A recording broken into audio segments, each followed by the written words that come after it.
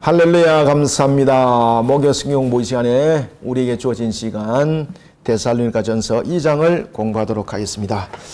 자, 여러분 데살로니가 그러면은 사도 바울을 떠올려야 되고, 또 데살로니가 그러면은 어디를 떠올려야 되는가 하면 베레아 사건을 떠올리셔야 됩니다. 베레아.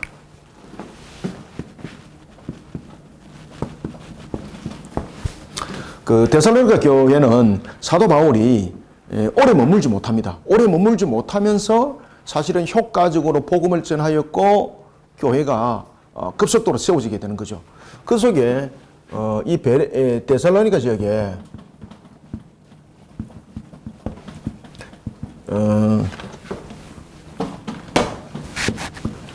그가 이제 약 한 3주간 정도 3주간 정도 이 속에 그 머물면서 이제 교회가 세워지고 나타나게 되는데, 이 데살로니가 지역에 그가 복음을 전했을 때에 그 유대 지도자 가운데 야손이라는 사람이 있었습니다. 야손이 사도 바울의 그 행각을 용납을 할 수가 없었던 거예요. 특히 이제 데살로니가 지역은 그 유대주의 율법주의의 유대인들의 그런 사상들이, 유대인들이 가지고 있는 유대 사상들이 대체로는 율법주의잖아, 그죠? 율법주의적 사상을 가지고 있는 유대인들의 지도자들이 굉장히 활력을 불러일으켰던 지역이기도 합니다. 이 데살로니가. 그런 데살로니가에 바울이 복음을 전한 거죠. 바울이 복음을 전하니까 사람들이 회개하고 돌아오게 되는 거죠. 이때 이제 유대인들 가운데 율법주의자들이 사도 바울을 용납을 하지 못하는 겁니다. 이 일로 인해서 사도 바울이 생명의 위협을 당하게 되고, 그리고 그가 성 밖으로 탈출하게 되는 장면, 생명을 보존하기 위해서 성 밖으로 탈출하게 되는 장면이 오늘 이 데살로니가 전서와 연결됩니다. 그리고 그가 데살로니가에서 어디로? 베레아로 가게 되는 겁니다. 오늘 우리가 이제 본문에 보면은 사도 바울이 이제 그런 이야기도 하고 있습니다. 특히 이제 이런 문제에 대해서는, 특히 유대인들에 대한 어떤 심각한 어떤 박해 사건들, 이런 부분들은 우리가 이제 사도행전 17장에도 보면은 그 내용들이 잘 나타납니다. 사도행전 17장 여러분들 한번 펴봅시다. 사도행전 17장에 보면은 이 본문이 그 사도 바울이 그 데살로니가 교회를 떠날 수밖에 없었던 그 이유를 설명하고 있습니다. 그래서 사도행전 17장에 보면은 1절, 그들이 암비볼리와 아볼로니아로 다녀가 데살로니가에 이르니 거기 유대인의 회당이 있더라. 이곳에서 막 가르쳤던 거예요. 아시겠죠, 그죠? 그래서 가르치는데 사람들이 막 회개하고 돌아오는 역사가 막 일어나는 거예요. 근데 성령 역사가 이제 강력하게 일어났던 거죠. 그때 여러분 보시면은 5절, 그러나 유대인들은 시기하여 저자의 어떤 불량한 사람들을 데리고 때를 지어 성을 소동하여 야손의 집에 침입하여, 그래서 이 야손의 집에 침입해가지고 사도 바울을 그때 이제 야손이 돕고 있었는데 바울이 일로 인해 가지고 야손을 비롯한 그 집안 사람들이 생명 위협을 당하게 되는 거죠. 그리고 사도 바울에게도 생명 위협을 당하게 되는 거죠. 그래서 사도 바울이 밤에 그 성 밖으로 도망갈 수밖에 없었습니다. 그래서 간 곳이 여러분 베레아입니다. 오늘 본문은 이제 이런 부분들을 잠깐 알고 가셔야 됩니다. 그래서 이제 야손도 이제 등장하죠, 그죠? 오늘 본문에 보면은 그 이야기를 우리 속에 이제 들려주고 있습니다. 그래서 야손의 집에 침입하여 그들을 백성에게 끌어내려고 찾았으나 발견하지 못하며 야손과 및 형제들을 끌고 어디에? 업장들 앞에 가서 소리 지르되 천하를 어지럽게 하던 이 사람들이 여기 있다 하며 그들을 돌로 쳐 죽이려 하는 거예요. 이런 사건들이 이제 터지게 된 거죠. 그래서 사도 바울이 그 데살로니가 지역을 벗어나게 됩니다. 13절 보십시오. 데살로니가에 있는 유대인들은 바울이 하나님의 말씀을 베레아에서도 전하는 줄 알고 거기도 가서 무리를 움직여 소동하게 하거늘 데살로니가에 있는 유대인들이 엄청 별났죠, 그죠? 베레아까지 사도 바울을 잡으러 갔다는 거죠. 이런 문제들. 그래서 이런 일들이 있었던 데살로니가 교회입니다. 이런 데살로니가 교회를 그가 다시 가고 싶었지만은 갈 수 없는 그런 문제들이 일어나게 되는 거죠. 이것이 오늘 본문에 이제 등장을 하게 되는 겁니다. 오늘 본문에 이제 뭐라고 말하는가 하면은 18절에서 그러므로 나 바울은 한두 번 너희에게 가고자 하였으나 사탄이 우리를 막았다. 이게 이제 무슨 말인가 하면은 제가 앞에 이야기했던 이 말입니다. 이게 이제 무슨 말인가 하면은 사탄이 막았다는 무슨 말인가 하면은 자기가 데살로니가 갈 수도 있는데 데살로니가 가게 되면은 야손을 비롯한 그 집안 사람들이 생명의 위협을 그리고 자신에게도 생명의 위협을 당할 수가 있으니까 지금 그런 상태 속에서 갈 수 없다는 거죠. 그래서 사탄의 그런 위협 속에 있어서 지금 갈 수가 없구나. 사탄이 우리를 막았다라고 이렇게 말을 하는 겁니다. 자, 이런 데살로니가 전서 2장, 특히 데살로니가 전서 2장은 사도 바울이 데살로니가를 회고하는 장면이 등장합니다. 특히 이제 그가 데살로니가 지역에 전도를 했을 때에 그 당시를 회고하게 되는 거죠. 회고를 했을 때에 그의 머릿속에 남았던 사람이 누구겠습니까? 야손. 참 그를 적극적으로 도왔던 야손. 그렇지만은 유대 율법주의자들은 이런 야손을 공격하여서 죽이려고 그러죠. 그죠? 이런 일들이 있었던 부분들을 이 장은 하나하나 돌이켜보도록 하고 있습니다. 그래서 사도 바울은 데살로니가 교회에서 복음을 전할 당시를 회고하면서 그들이 당하는 고난 속에서도 여러 가지 어려움을 당했지만 그럼에도 불구하고 그들은 복음을 지켰다는 거죠. 그리고 그런 회고를 통해서 유대인들 가운데서도 특히 율법주의자들이 사도 바울에게 굉장히 머리에 남게 되는 겁니다. 그리고 이제 사도 바울이 그 교회를 떠났잖아, 그죠? 굉장히 짧은 기간에 그가 머물렀거든요. 짧은 기간에 머물렀고 유럽의 최초의 교회가 말씀이 나왔으니까 정리를 한번 해봅시다.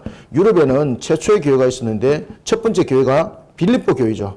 그 다음에 두 번째 교회가 어디겠습니까? 데살로니가입니다. 데살로니가.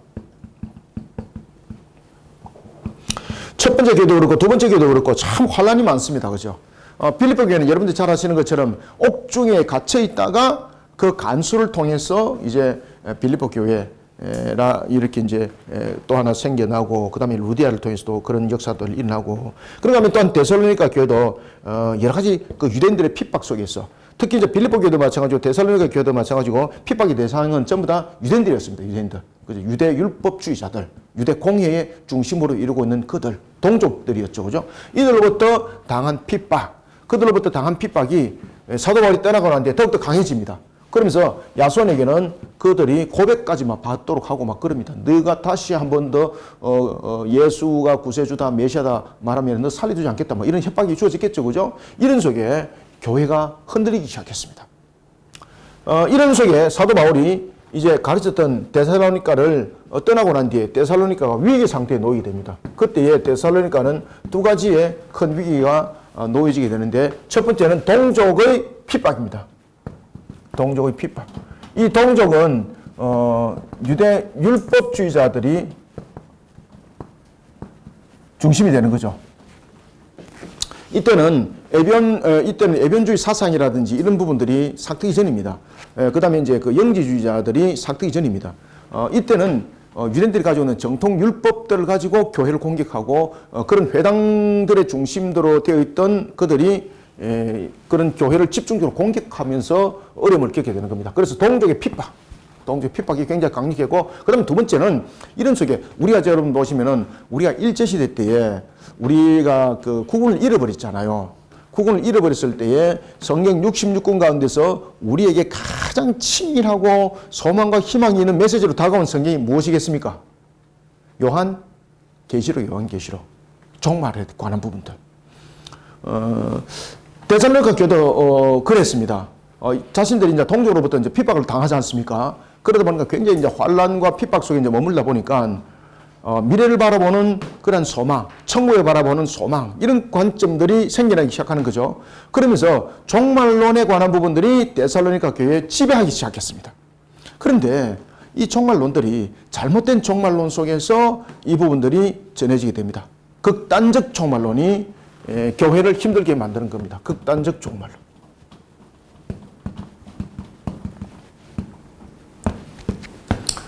종말은 이미 왔다고 말하고 있기도 하고 뭐 이런 식으로 하면서 생업을 포기하게 만들고 그런가 하면 방종주의자가 나타나게 되고 성적 타락자들도 나타나게 되고 뭐 이런 부분들이 문제점들이 형성이 되어지기 시작했습니다. 이런 교회를 향해서 사도 바울이 지금 데살로니가 교회를 회고하면서 2장을 이제 기록을 하게 되는 겁니다. 자, 그러면 우리가 본문 텍스트를 보면서 2장을 보도록 하겠습니다. 형제들아. 자, 여러분들 사도 바울이 그 첫 번째 유럽 교회가 빌립보였다면은 두 번째 교회가 데살로니가잖아, 그죠? 여기서 그가 형제라는 단어를 썼을 때 그 마음을 여러분 이해를 하시겠죠? 그죠? 이놈들 내가 용서할 수 없어. 이것이 아니고 형제들아. 지금 굉장히 애처롭다는 것이죠. 그러면서 이제 그가 형제들아라는 이 단어를 통해서 그들을 회고하고 그들의 애처로움을 또한 돌이켜보고 자신이 복음을 전했던 그 시절을 다시 한번 더 기억하고 이런 속에 형제들아라는 것은 회고의 성격을 가지고 있는 거예요. 아시겠죠?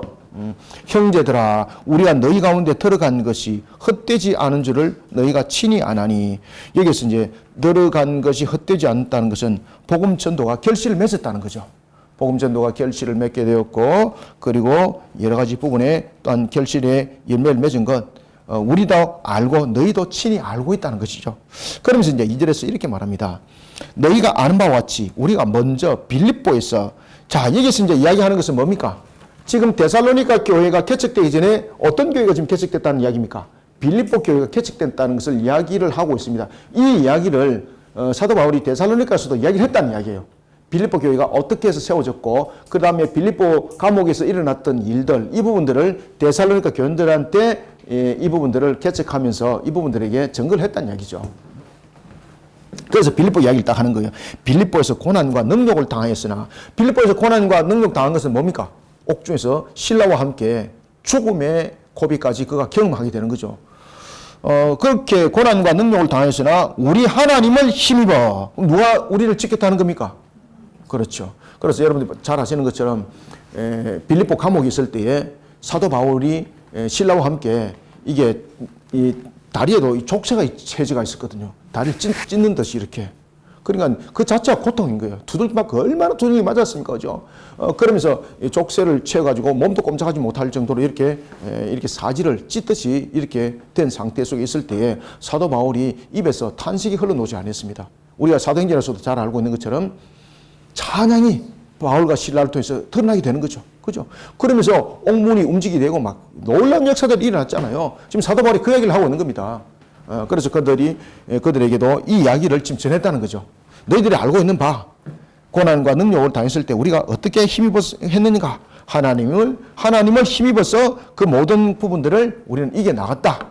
자, 그러면서 사도 바울이 굉장히 재밌는 단어를 딱 들고 들어옵니다. 2절, 너희가 아는 바와 같이 우리가 먼저 빌립보에서 고난과 능력을 당하였으나 우리 하나님을 힘입어 많은 싸움 중에 무슨 복음? 하나님의 복음을 너희에게 전하였노라. 왜 하나님의 복음이라 말할까요? 하나님의 복음을 너희에게 전한다는 거죠. 왜 하나님의 복음이라 했을까요, 여러분들? 복음이 뭡니까? 우리를 구원에 이르게 하는 거죠. 그러면은 복음은 어디로부터 시작됐다는 겁니까? 자, 이 구절을 하나님 복음이라는 이 단어를 딱 떠올리면서 생각나는 성경 없습니까? 아무 때나 그냥 하나 찔러 놓으세요. 그냥 내 눈만 뻐끔뻐끔 쳐다보지 마세요. 요한복음 말고 그 앞에 1장 1절 그 이야기를 딱 하고 있어요. 하나님의 아들 예수 그리스도의 복음의 시작이라. 마가복음 1장 1절. 하나님의 아들 예수 그리스도의 복음의 시작이라. 자, 복음은 누구로부터 시작되는 겁니까? 하나님으로부터. 자, 여기서 이제 사도 바울이 무엇을 강조를 할까요? 복음이 우리를 구원에 이르는 거죠. 그러면은 왜 하나님이 복음이라고 말하는가 하면은 구원이 우리의 어떤 자격을 통해서 일어나는 것이 아니라 구원이 무엇으로? 그렇죠. 하나님의 전적인 은혜로 말미암다는 것을 하나님의 복음이라는 걸 통해서 그가 강조를 하고 있어요. 하나님 복음. 그리고 복음의 시작은 어디로부터 일어난 겁니까? 하나님으로부터 복음이 시작된 겁니다. 하나님이 복음을 만들어내지 않았다면 복음은 존재하지 않습니다. 그래서 하나님의 복음이라는 것을 통해서는 예수 그리스도의 십자가의 죽으심이라는 대속의 부분들이 함께 다 등장하죠. 그래서 종합적으로 하나님 복음은 은혜로 말미암다라는 부분들을 강조하고 있는 거예요. 하나님의 복음. 그래서 이 데살로니가 전서에서 이 단어를 의도적으로 또 뒤에 가면 또 쓰고 있습니다. 지금 이 부분들을 의도적으로 단어를 쓰고 있는 거예요, 지금.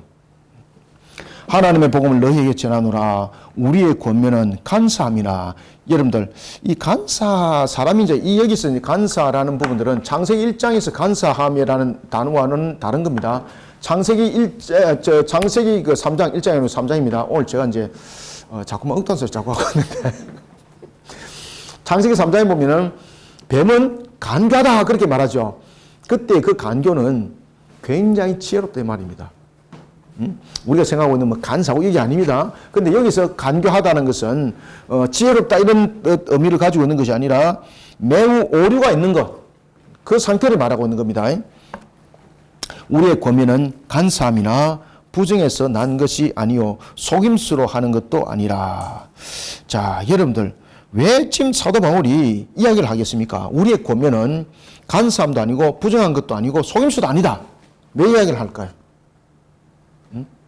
그 당시에 이 데살로니가 지역에도 어김없이 굉장히 중요한 두 세력들이 유대인들뿐만이 아니라 이 데살로니가 지역에도 보면은 우상 숭배가 굉장히 많이 했거든요. 이방인들에 대한 우상 숭배. 그 다음에 이 데살로니가 지역에 보면은 또 무엇이 특징적으로 있었는가 하면 당시에 철학자들이 특별한 직업이 없잖아요. 그러면서 이 철학을 도구로 삼아가지고 품팔이를 하는 거예요. 길에서 막 이래 가르치면서 돈 받고, 이런 하나의 마치 자신이 세상을 잘 아는 것처럼, 그리고 굉장히 거룩한 체 하면서 오히려 뒷돈 챙기는 것이 철학자였어요. 그런 한 유형 속에서 있는 모습을 지금 사도 바울이 이 세 가지 분류를 가지고 딱 복음과 구별하는 겁니다. 복음은 이방인의 우상 숭배다르다. 그 당시에 이제 이방인들의 우상들은 숭배는 어떻게 했는가 하면은 성적 부분에 대해서 이런 부분들을 그들은 인정을 하고 심지어 이런 동성에 대한 부분들로도 성에 대한 부분들로서 그들은 인정을 했습니다. 왜 그런가 하면은 이방인들이 가지고 있는 숭배 사상 가운데서 대표적인 것이 무엇입니까? 성적 행위거든요. 성적 행위 아시겠습니까? 그래서 이방인들은 성적 방종, 이방인들의 그 신앙 속에서는, 이방인들의 그 믿음 속에는 이 성이 어떤 관계가 있는가 하면은 신에게 드려지는 제의로 포함이 되었었습니다. 그래서 당시에 이제 그 이방인들의 신전 그 주변에는 보면은 신전 창교 같은, 창세기는 신전 창교 같은 그런 것들이 있었습니다. 그러면 또한 그 당시에 이제 데살로니가 지역 속에서 이제 철학을 가지고 이렇게 업을 삼는 사람도 있었습니다. 아시겠죠? 그죠? 물질적 탐욕 속에서 자기가 막 철학을 말한다면서 이렇게 말하면서 사람들에게 돈을 받고 그렇게 가르치는, 돈 받고 가르치는 자들. 지금 이야기를 하고 있는 겁니다. 사도 바울이. 그래서 복음은 그저 줬다는 거죠. 사도 바울이 복음 전하면서 내가 주 예수 그리스도를 믿으라 그러면 너와 내 집에 구원을 받으리라. 자, 너희 집 구원 받았다. 1인당 100만 원씩 내놔. 이렇게 말 안 했다는 거죠. 아시겠죠? 그죠? 그런데 여러분이 잘 아시는 것처럼 그 사도행전에 보면은 마술사 시몬은 베드로의 그 성령의 역사를 보고 당신의 그 성령을 내한테 팔아라. 얼마든지 내가 돈을 주겠다. 그죠? 왜? 그것을 가지고 업을 삼는 거죠. 사람들한테 막 속이고 사람들한테 막 뒷방치고 막 이런 식으로. 지금 그 이야기를 하는 겁니다. 지금. 그래서 복음을 전하는 부분들은 그런 가식적인 세상적인 측면에서의 자신의 탐욕을 채우고 자신들의 욕망을 채우고 자신들의 어떤 위치를 만들어 나가는 측면에서 복음은 전해진 사실이 없다. 복음은 오직 하나님의 은혜로 우리를 구원에 이르게 하는 것이었고 예수 그리스도가 우리의 죄를 대속하는 것이었고 그 부분에서 우리가 복음을 전하는 데 있어서 사사로이 너희들에게 무엇을 요구한 것이 있느냐? 돌이켜봐라. 아무것도 없다는 거죠. 그저 준 것밖에 없다는 거죠. 그래서 복음은 첫 출발부터 무엇이 다른가를 반드시 구별해라. 흔들리지 마라. 흔들리지 마시기 바랍니다. 혹시나 여러분들 그 예수를 믿으면서 어디 가가지고 지문서 갖다 온 적이 있습니까? 지문서 어디 갖다 준 적 있습니까? 내가 예수를 당신으로 말미암아서 내가 예수를 믿게 되었습니다. 그러니까 참 감사합니다. 야, 자 이거 가지고 좀 차비 쓰세요. 이러면서 여러분들 뒷돈 대주고 이런 적 있습니까? 아니잖아, 그죠? 오늘 본문 속에서 그 이야기를 하는 겁니다. 그래서 여기서 보면은 우리의 권면은 간사함이나 부정에서 난 것이 아니요 속임수로 하는 것도 아니다. 말하는 것은 바로 제가 방금까지 말씀드렸던 이 상황을 이야기를 하는 거예요. 복음은 그저 우리에게 주신 하나님의 은혜였다는 것이죠. 4절 오직 하나님께 옳게 여기심을 입어 복음을 위탁받았으니 우리가 이와 같이 말함은 사람을 기쁘게 하려 함이 아니요 오직 우리 마음을 감찰하시는 하나님을 기쁘시게 하려 함이라. 자, 그러면은 사도 바울이 지금 사역을 해왔던 것을 잘 기억하라는 겁니다. 자신도 그것을 회고를 하는 거죠. 자신은 사역을 하면서 사람의 종으로서의 역할들을 한 적은 없다는 거죠. 오직 하나님의 종으로서의 그 역할들을 감당했다는 거죠. 그리고 또한 사람에게 아양 떨고 사람에게 기분 맞춰줘 가지고 여러 가지 부분들에 대해서 당신은 잘 될 것입니다. 뭐 이런 식으로 해가지고 전해진 복음이 어디 있냐 말이에요. 없다는 것이죠. 이런 속에 그가 딱 정리를 딱 하는 겁니다. 그러면은 실질적으로 이제 우상 숭배에 대한 이방인들에 대한 이런 내용과 그 다음에 철학자들도 보면은 굉장히 아양을 많이 떨면서 딱 사람의 막 구미도 맞춰주고 막 이렇게 하면서 또 자신들 벌이를 아마 하고 이렇게 했던 것 같아요. 그 사도 바울이 이제 그 얘기를 함께 속에 딱 못을 받고 있는 겁니다. 그래서 사람의 종이 아니라 하나님의 종으로서의 그런 하나님을 위한 복음의 사역만 이뤘다는 것을 지금 강조를 하고 있는 겁니다. 5절 너희도 알거니와 우리가 아무 때도 아첨하는 말이나 아시겠죠? 제가 방금 말씀드렸죠. 그렇죠? 아첨하는 말이나 탐심의 탈을 쓰지 아니한 것을 하나님이 정언하시느니라. 자, 여기서 정언을 하는 부분에 사람을 끌고 들어오지 않고 누구를 지금 끌고 들어왔습니까? 하나님을 끌고 들어왔죠. 누가 알 것이다. 뭐 뒷집에 순이한테 물어봐라. 내가 그렇게 한 걸 알 것이다. 이것이 아니고 하나님, 완전하신 하나님.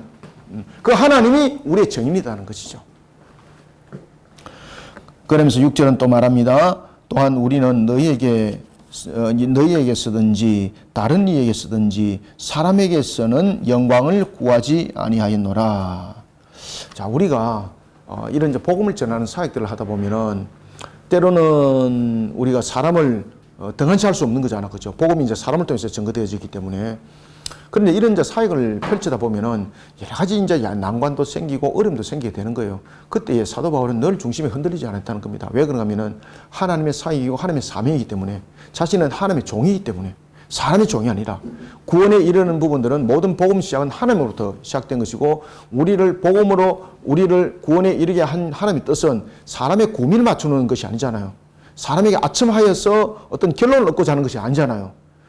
죄에 대해서는 깨닫게 하고 회개케 하고 이런 부분들 속에서 결론인 것이죠. 그렇기 때문에 어떤 사람의 구미에 맞춰서 복음은 정될 수가 없다는 거죠. 근데 나중에 이제 보면은 이런 부분들이 구미에 맞춰서 변화되게 되고 이런 이제 사건들이 나타나게 되는 거죠. 그런 부분들이 철학적 관점 속에서도 등장했고 이런 여러 가지 유형 속에서 등장했던 것을 사도 바울은 다시 그들에게 주시를 시켜주고 있습니다.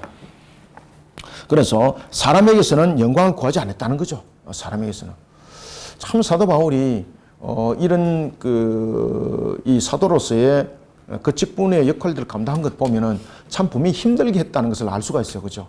사람에게 의지하지 않았다라는 것은 참 사역이 힘들었다는 것을 우리가 보편적으로 볼 수 있어요. 그러나 그럼에도 불구하고 사도 바울이 흔들리지 않죠.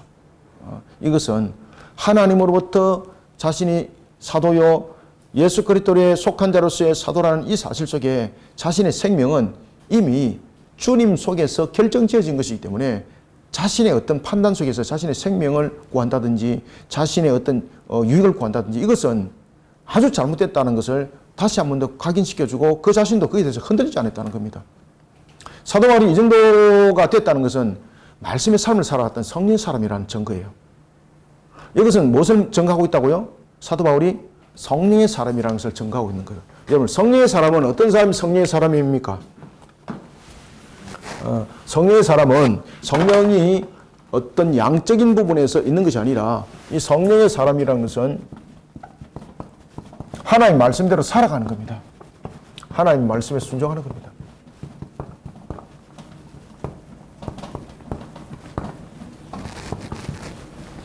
여러분들 하나님의 말씀에 순종하는 사람은 우리가 성령의 사람이란 말이에요. 우리가 무슨 기발한 이야기하고 또는 따따따따 이런 것들 이상한 말만 하고 이런 사람이 성령의 사람 아닙니다.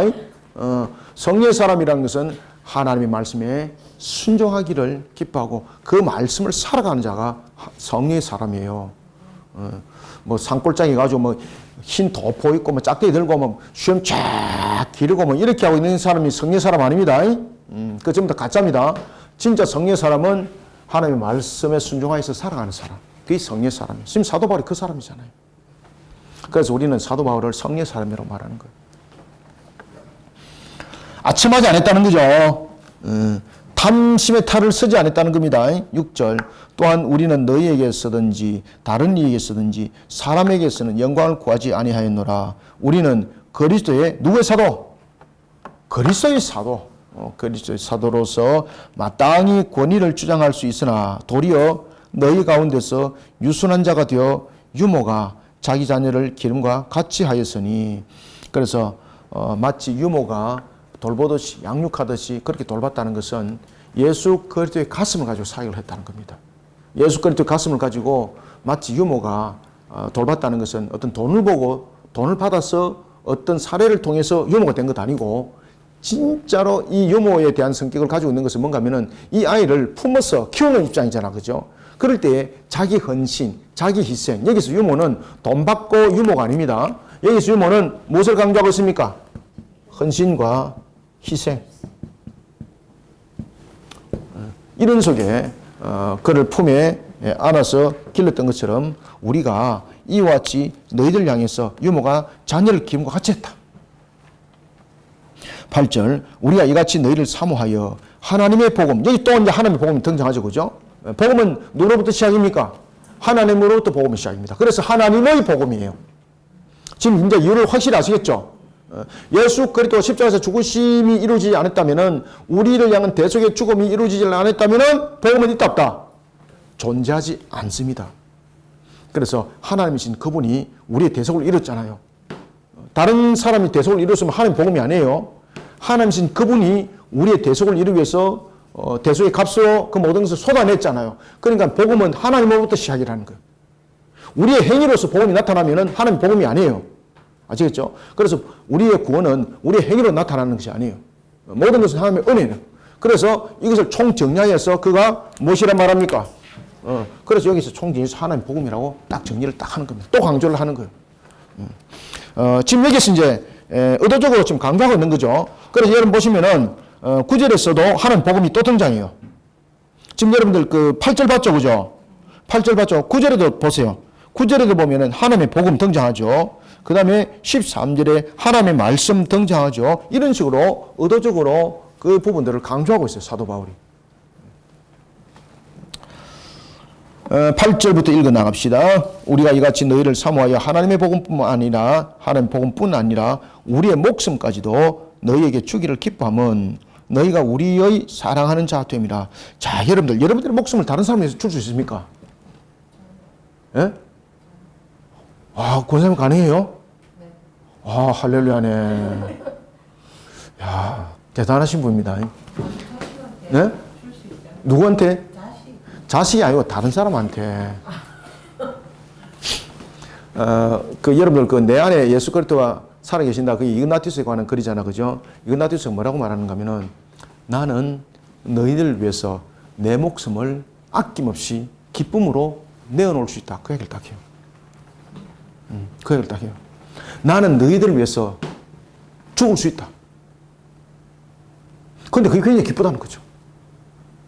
낭만과 절망이 아니라 그런 죽음이 나를 기다리고 있다는 것을 나는 기쁘게 생각한다. 왜 그러면 그것이 진정한 그리스도의 길이기 때문이다. 와, 이런 서신을 써요. 그런데 제가 이제 그 책에도 그런 얘기를 썼습니다만은, 이미 이그나티우스가 쇠사슬을 묶여 있잖아요. 그리고 포송에 해가는 그 간수들은 마치 10명의 포모 같다 그랬어요. 무섭잖아, 그죠? 글을 어디서 씁니까? 근데 여러분 잘 아셔야 될 것은, 그가 품에 보면 제가 이제 그림을 올려놨죠, 그죠? 그 그림이 뭔가 하면 성경이 성경. 그가 쇠사슬에 묶여서 갈 때 그 품에 책을 안고 가는데 그 성경을 안고 갑니다. 그 성경이 뭔가 하면은 복음서와 사도서입니다. 복음서, 사도서와 예언서, 이것을 가슴에 품고 가는 겁니다. 그것을 그 그림에 그렇게 상징적으로 그려놓은 겁니다. 그런데 그가 스무나에서, 그 다음에 드로아에서 서신을 쓸 때 자신의 손으로 못 적습니다. 그럼 누가 서술을 쓸까요? 대필자가 있었다는 겁니다. 그 대필자들이 누굴까요? 대필자들이 동행자들이 아닙니다. 동행할 수 있습니까? 안 됩니다. 이그나티우스가 잡혀서 갈 때 저 멀리서 그림자처럼 따라가는 거예요. 따라가는 거예요. 그래서 드로아와 스무나에 딱 머물렀을 때에 그의 근처에 가서 그가 이그나티우스가 말을 하는 걸 받아 적어요. 가지고 그리고 그 서신을 그들은 교회들마다 그대로 전해요. 이런 부분들의 동행자들이 있었다는 거죠. 예수 그리스도를 가슴에 안고 그리고 사도로서의 그 길들을 걸어갔던 12사도들의 그 길들뿐만 아니라 속사도 교부들도 그 길들을 가는 거예요. 그때에 그들의 생명은 자신 것들이 아니었습니다. 자신의 생명이 그리스도의 것이었습니다. 이 속에 자신들은 형장의 짐승에게 잡히면 그기고 또한 형장에서 목이 잘리고 뭐 이런 부분들에서 죽음에 대해서 두려웠지 않았다는 거죠. 왜? 부활의 소망이 확실했으니까. 그리고 자신의 죽음을 통해서 오히려 그리스도인들이 소망을 얻고 희망을 얻고 이런 부분들 속에서 흔들리지 않는다면 오히려 그것은 나의 기쁨이라고 서신에 딱 이야기를 해요. 그래서 로마인들에게 내가 형장에서 짐승들에게 잡히 묶이는 것에 대해서 핑계 대가지고 아부해서 나를 그 속에서 구해내려고 그러지 마라. 그건 오히려 나에게 수치를 주는 것이다. 오히려 나에게 행복의 길을 막는 것이다. 내가 순교하도록 도와라. 그것은 나에게 최고의 행복의 길이다. 그래서 제가 이제 그 내용에 그런 이야기를 써놨습니다. 제가 무슨 내용을 써놨는가 하면은, 아리스토텔레스가 행복에 대해서 이야기를 하거든요. 철학적 관점 속에서. 그러면은, 우리가 누가 진짜 행복한 사람인가 우리 한번 이야기를 해보자.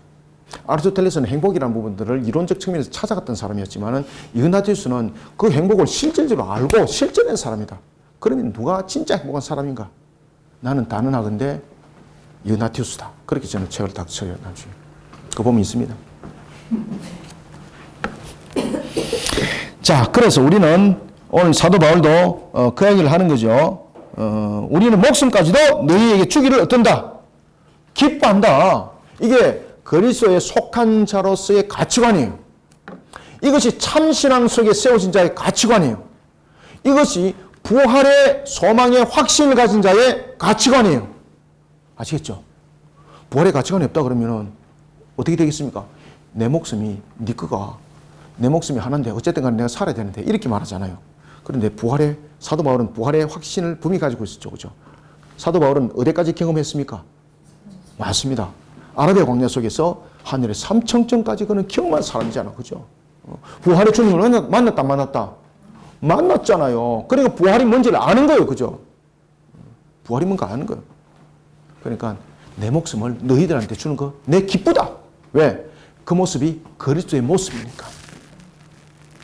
나는 사도로서의 내 권위를 주장하는 것은 사도가 될 수 없다. 사도라는 것은 그리스도를 그대로 나타내는 것이다. 나는 그런 그리스도 값으로 죽는 것 너무나도 기쁘다. 난 너희들을 위해서 죽을 수 있다. 그것을 나는 기쁘게 생각한다. 이런 영향을 받았던 이그나티우스 아시겠습니까? 이그나티우스가 3명의 사도들한테 집중적으로 그가 가르침을 받거든요. 그 가운데서 가장 영향을 많이 받은 사람 누구겠습니까? 바울입니다. 바울. 그래서 그의 서신의 양식은 바울의 양식이 굉장히 많습니다. 그래서 이그나티우스의 7 서신을 읽어보면 바울의 냄새가 많이 납니다.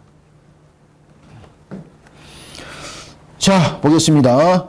그래서 저와 여러분들도 항상 우리가 정인의 길을 가는 것을 두려워하지 맙시다.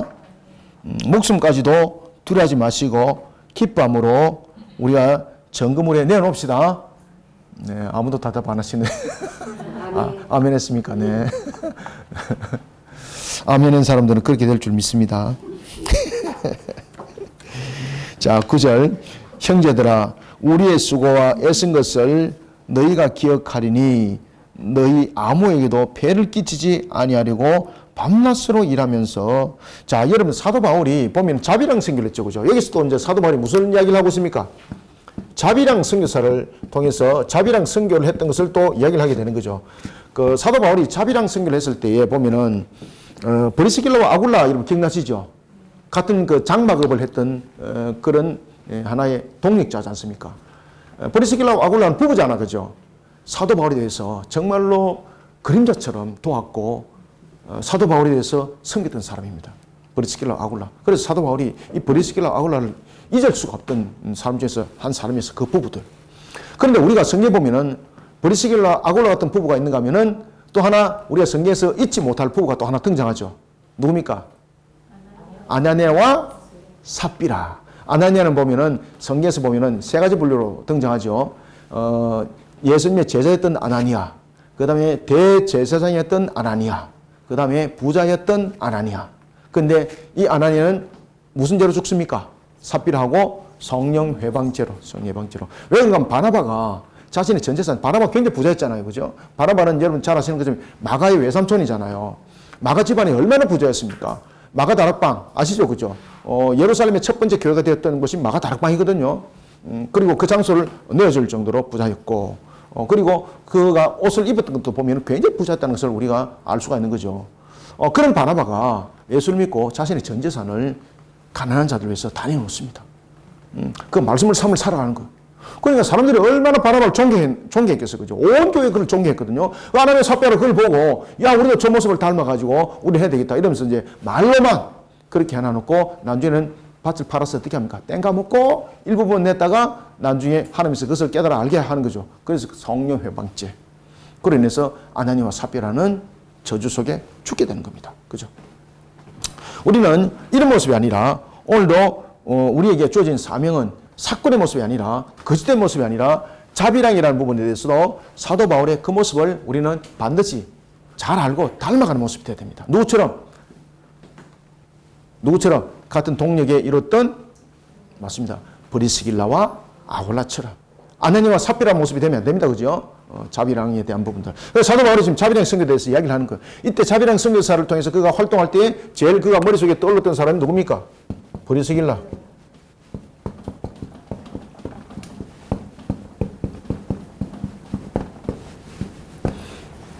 브리스길라와 삽비라. 아닙니다. 아굴라죠, 그죠? 이 아나니아와 삽비라가 되면 안 됩니다. 이런 부분에 대해서는 안 됩니다. 그래서 우리는 브리스길라와 아굴라처럼 그런 모습 속에 함께 우리의 모습들이 담겨져야 하는 것입니다. 지금 사도 바울이 이제 그 이야기도 함께 지금 전가하고 있는 겁니다. 그래서 사도 바울이 그 이야기를 하고 있는 거죠. 우리는 밤낮으로 일하면서 너희에게 복음을 전했다. 부끄럼 없이 복음을 전했다는 거죠. 부끄럼 없이. 참, 여러분, 사도 바울이 이렇게 되기까지도 사도 바울이 참 어려움도 많았죠. 그죠? 사도 바울이 사도로 쓰임받기까지 공백 기간이 어느 정도 있었다 그랬습니까? 약 14년. 그가 아라비아 광야 속에서 약 한 3개월 반 있었죠. 그리고 그가 다시 여러분 치과에 돌아와서 복음을 전하다가 또 예루살렘에 가죠. 그죠? 그렇지만 자신이 설 자리가 없었어요. 그러면서 그가 어디로 가는 겁니까? 자신이 고향에 있던 다소로 돌아가는 겁니다. 그 다소에서 10년의 세월을 보내게 됩니다. 사람들에게 다 잊어버렸습니다. 그렇지만 그는 10년의 세월을 호송세월로 보내지 않습니다. 이미 예수님으로부터 가르침 받았던 그런 아라비아 광야에서의 가르침, 자신이 갈말렐로부터 받았던 율법적 가르침, 이 부분들이 상충되는 부분들이 아니라 결국은 예수님께서 율법의 완성자라는 것을 알게 됐던 겁니다. 그래서 사도 바울이 보면은 서신서에 무엇이 나옵니까? 예수님은 율법의 완성자라는 부분들이 이야기가 주어지죠. 그죠? 이런 부분들의 신학적 확립이 어디서 이루어졌을까요? 다소. 그 10년, 그 허송세월은 없습니다. 그리고 그를 찾아갔던 사람이 누굽니까? 바나바. 그가 안디옥에서 복음을 전하다가 갑자기 한 사람이 떠올랐겠죠. 야, 이 안디옥에서 정말로 이 사역을 할 사람이 누굴까? 그의 머릿속에 기억이 떠오르지 않았습니다. 누가 떠오르게 했습니까? 성령께서. 그래서 바나바가 다소까지 배를 타고 바울을 데리러 가요, 여러분들요. 그리고 그를 안디옥에 데려와서 함께 복음을 전했고, 그리고 안디옥에서도 여전히 바울은 여전히 사람들에게 유명한 자가 아니었어요. 그러나 성령께서 그를 바나바와 함께 세워서 두 사람을 파송자로 보냈던 역사, 기억나시죠? 그죠? 이런 사도 바울, 무엇을 해야든지 자신의 뜻을 행하는 것이 아니라 복음을 전하는 데 있어서 자신의 목숨까지도 내어놓기를 기뻐할 수밖에 없었다는 거죠. 그래서 그는 하나님의 복음을 전하는 데 있어서 부끄럼 없이 했다는 거죠. 부끄럼 없이. 야, 여러분들, 저희들도 어떤 하나님의 사명을 감당할 때 우리 부끄럼 없이 하셔야 됩니다. 왜 부끄럼 없이 해야 되는가 하면은 사람은 모르지만은 하나님은 아시죠. 그죠? 그래서 사람에게 부끄러움이 아니라 하나님 앞에 부끄럼 없이 해야 됩니다. 하나님 앞에 부끄럼 없이. 그러면 크게 쓰임 받습니다. 그러니까 사람 바라보고 사역하면 상처받습니다. 그런데 하나님 바라보고 사역하면은 소망이 있고 희망이 있고 무엇이 있다? 맞습니다. 기쁨이 있습니다. 저는 멋있고 이럴 때 돈이 있습니다. 이럴까 싶어서요. 조마조마했는데 역시 여러분들 신앙이 탁월합니다. 참 가르침 보기니까 가르침 보람이 있는 거예요. 그래 바울도 이렇게 가르침 대답을 딱딱 잘하다 보면은 가르침 보람이 얼마나 있겠습니까, 그죠? 엉뚱한 소리 하고 이러면 뒷골 땡기고, 이거 백날 가르쳐도 안 되구나. 이거 언제까지 이거 돼야 되지? 뭐 이런 부분들이 시험 단계에 들게 되는데 이렇게 탁탁 이렇게 잘 반응을 하시니까 이거 뭐가 돼 간다. 주님의 역사 일어날 줄 믿으시기 바랍니다. 자, 봅시다. 그래서 10절, 우리가 너희 믿는 자들을 향하여 어떻게 거룩하고 옳고 흠없이 행하였는지에 대하여 누가 증인이다? 너희도 증인이고 또 누가 증인이다? 하나님도 그러하시도다. 아멘. 그래서 너희들도 그 증인이지만은 우리들의 가장 큰 증인은 하나님이다. 하나님이다. 그래서 우리는 사역을 감당할 때 항상 하나님 보시기에 사역을 감당하면 됩니다. 사람의 의식을 하고 사람의 어떤 눈치를 보고 이러면은 남들이 다 같이 피곤해져요. 그런데 하나님을 바라보고 그 관점에서 일어가다 보면은 사람 속에서 삐뚤어진 것도 바로 세워지고요. 회복이 되어지고 그런 일이 다 일어납니다. 아시겠습니까? 내 사람의 구미를 맞추려 이러다 보면요. 그 삐뚤어진 것은 더욱더 크게 삐뚤어집니다. 영원히 돌아오지 않습니다. 영원 돌아오지 않습니다. 그래서 항상 하나님의 관점을 잘 가지셔야 됩니다. 그래서 우리는 하나님의 관점 속에서 기둥을 잡고 세우셔야 되는 거예요. 기둥을. 무슨 기둥을 세울까요? 하면 무슨 기둥이든지 다 세우면 되는데 말씀의 기둥을 세우면 되는 거죠. 복음의 기둥을 세우고 섬김의 기둥을 세우고 나눔의 기둥을 세우고 뭐 여러 가지 부분들이 기둥이 있지 않습니까? 그죠? 그런 말씀의 기둥들을 잘 세우시길 바랍니다. 그래서 흠없는 증인이 되는 겁니다. 11절 너희도 아는 바와 같이 우리가 너희 각 사람에게 아버지가 자기 자녀에게 하듯 자, 세 가지 써놓으세요. 첫 번째 권면하고 두 번째 위로하고 세 번째 경계하노라. 자, 여러분들 아버지가 자녀를 똑바로 교육시키기 위해서는 이 세 가지가 반드시 필요합니다. 권면, 위로, 경계. 경계는 왜 필요합니까? 잘못된 길 또는 나태한 길에 빠지게 되면 자녀를 바른 길로 이끌어가기 위해서 경계가 필요한 거죠. 무조건 이렇게 잘 되다 그러면 안 되죠. 그죠? 요즘에 보면 자녀들 교육들이 얼마나 많이 삐뚤어졌어. 그죠? 옛날에는 부모님들이 보면은 자녀들이 잘못된 것에 대해서는 그 집에 가서 사과까지 할 정도로 우리가 그렇게 교육을 받았는데 지금은 교육들이 삐뚤어져 가지고 자기 자식이 무조건 옳다고 말하는 거죠. 잘못돼도 옳다고 말하고 있고 이런 부분들의 교육은 아주 그 상황을 삐뚤어지게 만드는 겁니다. 그런데 우리는 신앙도 마찬가지입니다. 신앙도 모든 것들이 칭찬이 아니라 우리가 질이라는 것도 있잖아. 그죠? 이런 부분들은 신앙의 바른 길을 가는 측면에서의 다 도구인 것입니다. 그래서 권면, 위로, 경계가 참으로 중요합니다. 이는 너희를 부르사 자기 나라와 영광에 이르게 맞습니까? 글자 이르게. 예. 이르게 하시는 하나님께 합당히 행하게 하려 함이라. 이러므로 우리가 하나님께 끊임없이 감사함은 너희가 우리에게 들은 바 뭐로 하나님의 말씀을 받을 때에 사람의 말로 받지 아니하고 하나님의 말씀으로 받음이니 진실로 그러하도다. 이 말씀이 또한 너희 믿는 자 가운데서 역사하느니라. 자, 이게 사도 바울이 지금 굉장히 중요한 얘기였습니다. 여러분들, 하나님의 말씀은 신실하잖아요. 하나님의 말씀은 능력이다 말했잖아요. 하나님의 말씀은 불변함이라 말했지 않습니까? 이 말씀을 하나님의 말씀으로 받았을 때 그렇게 역사합니다. 똑같이 앉아있는 사람들한테 하나님의 말씀을 전했습니다. 그런데 어떤 사람은 이것을 대받아칩니다. 철학적으로 막 대받아치고 자신의 판단과 지식으로 대받아칩니다. 자신의 논리로 대받아칩니다. 그 속에는 하나님의 역사 없습니다.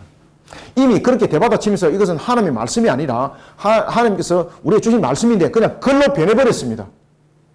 말씀이 아닌 글입니다. 글. 그냥 책 속에 서여진 글입니다. 그런데 똑같은 부분들인데 불구하고 그것을 하나님의 말씀으로 받아들이고 하나님의 음성으로 받아들입니다. 그러면 그 말씀은 그 심령 속에 인격적으로 역사해서 이제 움직이기 시작합니다. 그러니까 하나님의 말씀이 글이 되면 안 됩니다. 하나님의 말씀이 말씀으로 살아 움직이게 됩니다. 하나님의 말씀이 글이 되면 안 됩니다. 무엇이 되어야 됩니까? 말씀이 되어야 됩니다. 하나님의 말씀을 똑같이 증거했는데 글이 되는 사람들은 자기 판단으로 평가하고 저울질합니다. 그래서 여러분 보시면 대체로 이렇게 말씀을 증거할 때에 점수를 매기고 이런 짓 하면 안 됩니다. 여러분들요. 오늘은 목사님 점수가 설교를 했는데 78점이야. 오늘은 65점이야. 야, 지지난주에는 99점이야. 끝났습니다. 이미 그 사람에게는 뭡니까? 하나님의 말씀이 아니라 글입니다. 글. 이런 목회 하시면 안 됩니다.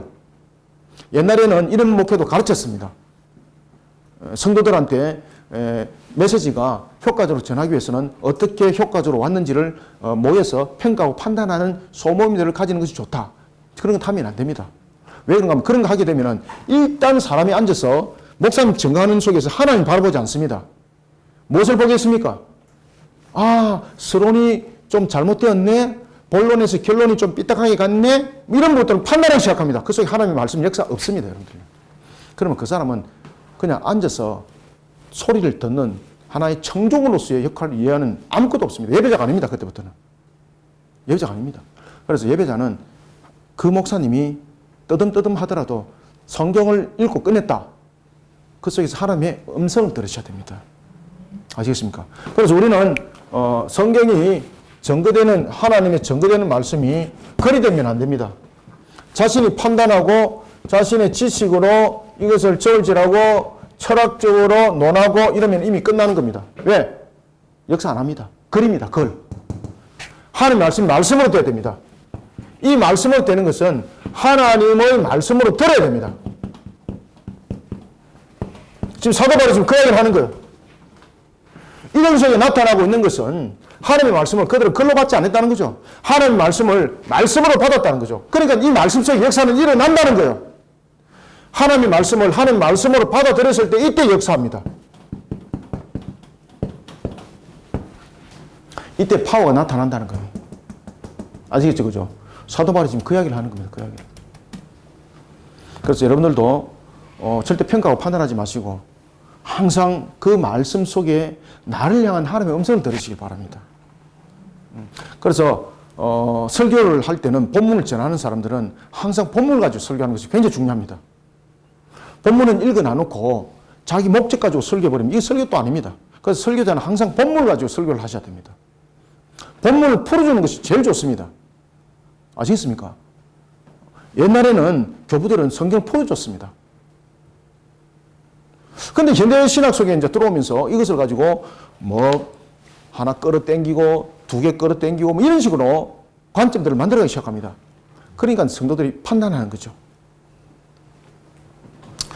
우리는 오늘도 사도 바울의 이 말씀을 잘 묵상하셔야 됩니다.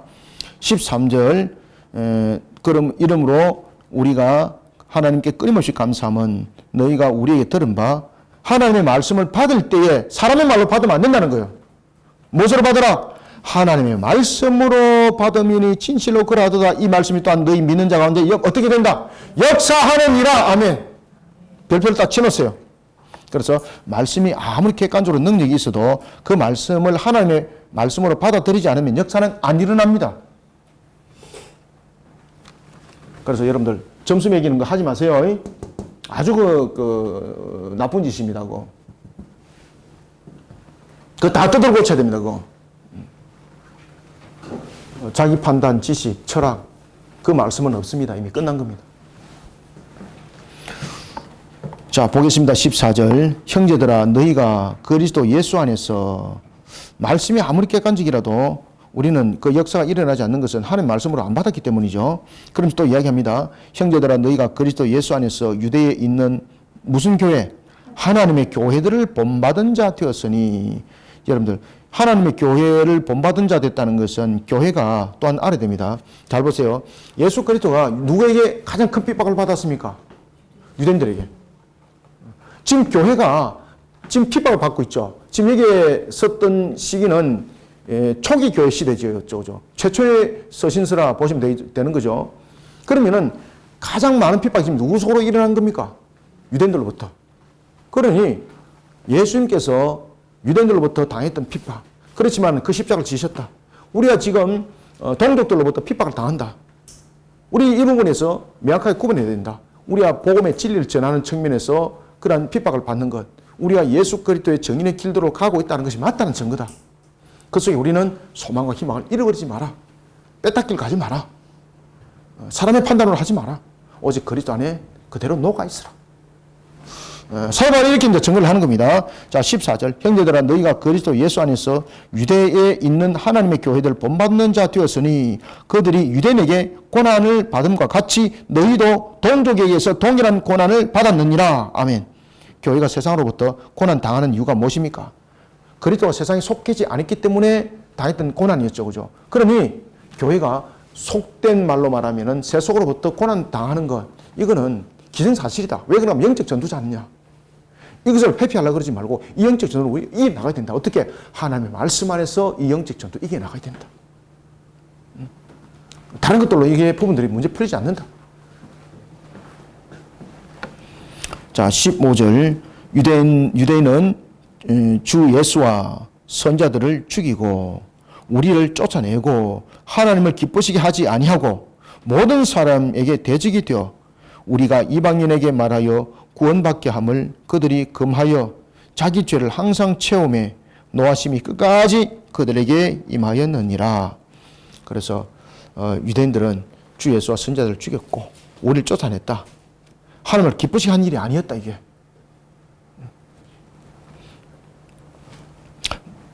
그러니 너희들은 반드시 여기에 대해서 적극적인 신앙의 자세를 취해라. 그 당시에 이제 이런 하나의 동족들을 통해서 지금 교회가 핍박을 받고 있었죠, 그죠? 그리고 나중에는 이제 극단적 종말에 관한 부분들도 이제 뒤에 이제 증거를 하게 되는 겁니다. 지금은 어디에 지금 중점이 있습니까? 유대인들로부터 당한 그 고난, 이 고난 속에서 휘둘림을 당하지 마라. 그 고난 우리가 육신적으로는 감당이 안 될지 모르지만은 참 힘든다. 그렇지만은 우리에게는 소망이 있지 않느냐? 우리에게는 희망이 있지 않느냐? 우리는 그리스도에 속한 자 아니냐? 그리스도가 십자가를 맨 것 기억해라. 그 과정들이 있었다. 그 영적 전투 우리는 피할 수 없다. 그런데 그 영적 전투 말씀을 지키면서 진행해 나가라. 하나님이 기뻐한다. 그것을 회피하기 위해서 다른 사사로운 방법을 세속적인 방법 쓰지 마라. 하나님이 기뻐하지 않는다. 그러니까 속된 말로 말하면 신앙으로 정면 돌파하라 이 말입니다. 그렇죠? 신앙으로 정면 돌파해라. 그 길 외에는 방법 없다. 그것이 하나님이 가장 기뻐하는 방법입니다. 여러분, 신앙은요, 세속적인 부분들에 대해서 세련된 모습으로 따듬어가지고 절대 신앙 성장하지 않습니다. 신앙은요, 하나님의 말씀 안에서 따듬어져야 됩니다. 그래서 신앙은 가장 원시적인 방법 속에서 신앙은 만들어지는 겁니다. 신앙은 어떤 시대적 그리고 또한 환경을 통해서 새롭게 변화되는 것 아닙니다. 하나님의 말씀 안에서 늘 만들어지는 것이 신앙입니다. 자, 봅시다. 16절 읽고 또 쭉 마무리하겠습니다. 우리가 이방인에게 말하여 구원받게 함을 그들이 금하여 자기 죄를 항상 15절 안 읽었죠? 15절 16절 읽읍시다. 유대인은 주 예수와 선자들을 죽이고 우리를 쫓아내고 하나님을 기쁘시게 하지 아니하고 모든 사람에게 대적이 되어 우리가 이방인에게 말하여 구원받게 함을 그들이 금하여 자기 죄를 항상 체험해 노하심이 끝까지 그들에게 임하였느니라. 아멘. 우리가 이방인에게 말하여 구원받게 함을 그들이 금했다. 지금 그들은 누굽니까? 유대인들. 이방인들이 왜 복음을 전하는 걸 금했을까요? 유대인 외에는 구원이 없다고 그들은 믿고 있었기 때문에. 선민사상.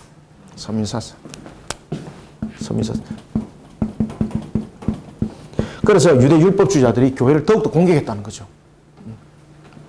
그런데 우리는 진리를 바르게 알아야 된다.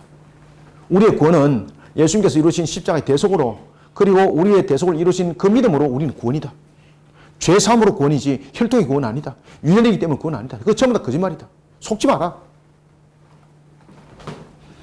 17절 형제들아 우리가 잠시 너희를 떠난 것은 자 여기서 이제 잠시 떠났다는 것은 뭡니까? 복음을 전하다가 데살로니가 교회에서 베레아로 갔다는 이야기죠. 베레아로. 왜 베레아로 갔을까요? 그가 야손의 집에서 기거하면서 복음을 전했잖아. 그죠?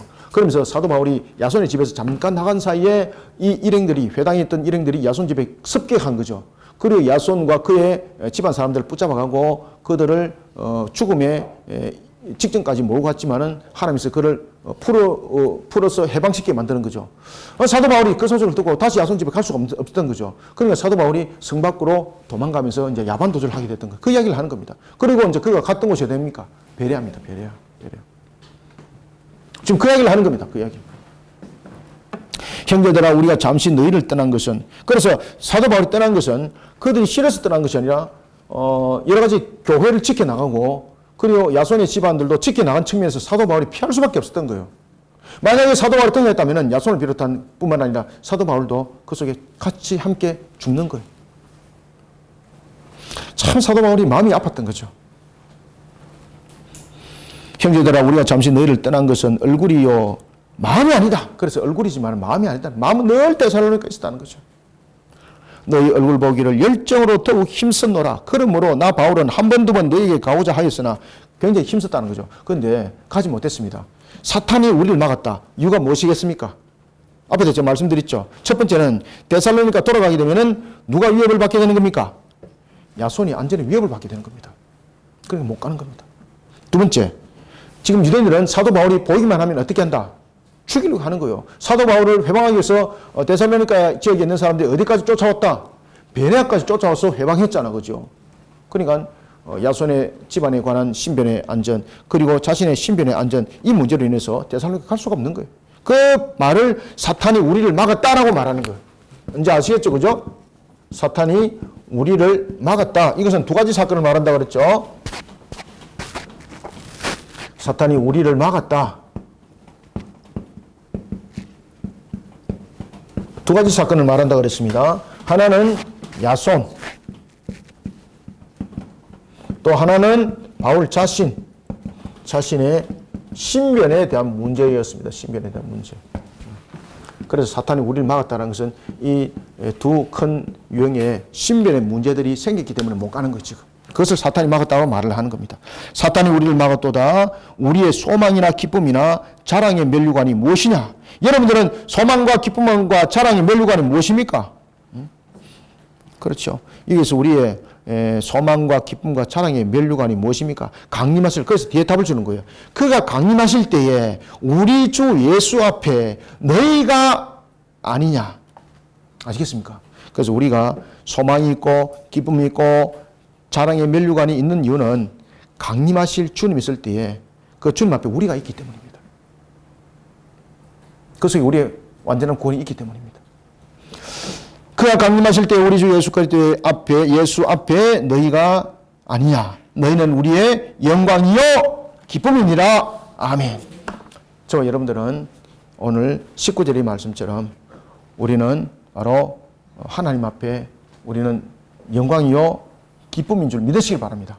자, 이런 속에 우리의 근본들과 우리의 모습들을 단단히 세워나가면서 우리의 소망이 있는 나를 살아가고 희망이 있는 미래를 향해서 달려갑시다. 그런 속에 또 오늘 우리도 모든 사역들을 하나님의 영광에서 힘있게 펼쳐가는 저와 여러분이 다 되시기를 소원합니다.